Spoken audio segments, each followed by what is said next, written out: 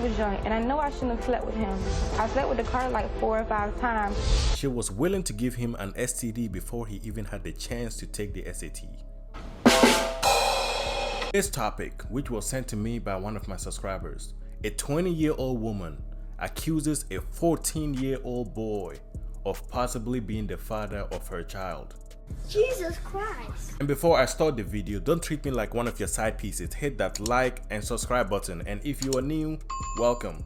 Because this story is about Olita's 14-year-old son, DeCarlo. Welcome, DeCarlo, to the show. Now, Olita and DeCarlo are here because a 20-year-old woman named Quintera... Of course, her name is something ghetto like Quintera. I've never met people with names like this who are upstanding people. At the end of the day, parents, mainly single moms, who name their children names like this are setting them up for failure from the start. Amazing. is claiming that 14-year-old DeCarlo is the father of her 1-month-old daughter, Peyton. This is an unbelievable story.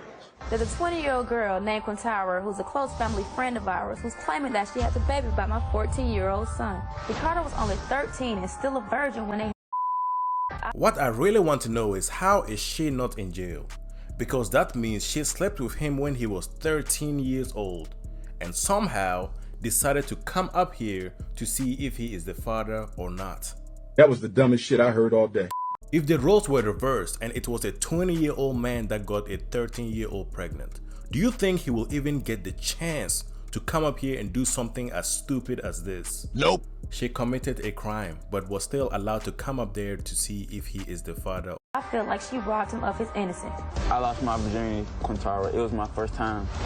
Now, whether he is the father or not, it is completely unacceptable for an older woman to have sex with a 13-year-old. And she should be arrested and thrown in jail right there.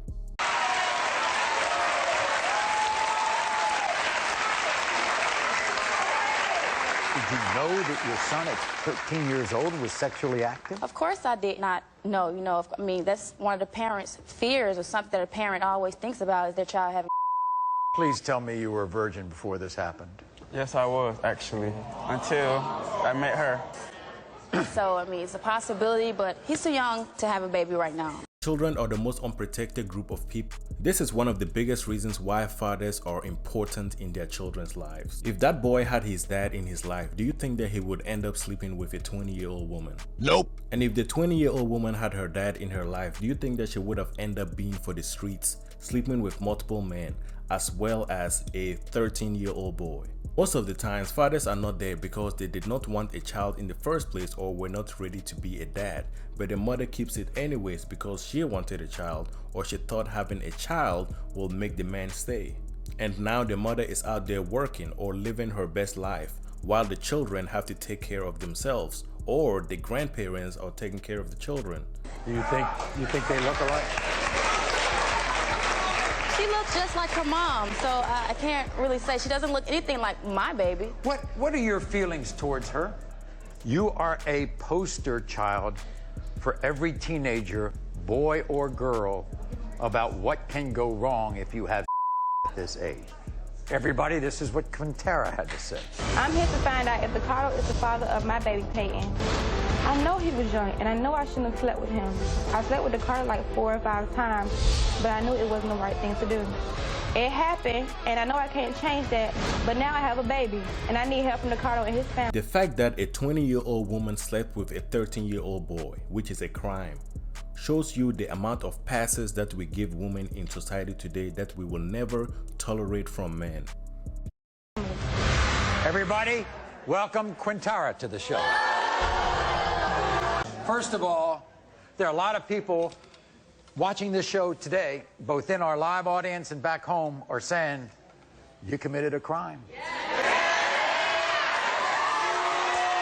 Because I didn't have a stable place to stay, and I didn't know how I was going to take care of her. When it comes to 1-month-old Peyton, DeCarlo, you are not. The baby turned out to not be his, which shows you that she was sleeping with multiple men unprotected at the same time that she was sleeping with him. She was willing to give him an STD before he even had the chance to take the SAT. There is a saying that goes, mama's baby, daddy's maybe, which means the mom knows that that is her child because she is the one giving birth to the child. But the father doesn't know because he might not be the only one who is getting that cat. You're goddamn right.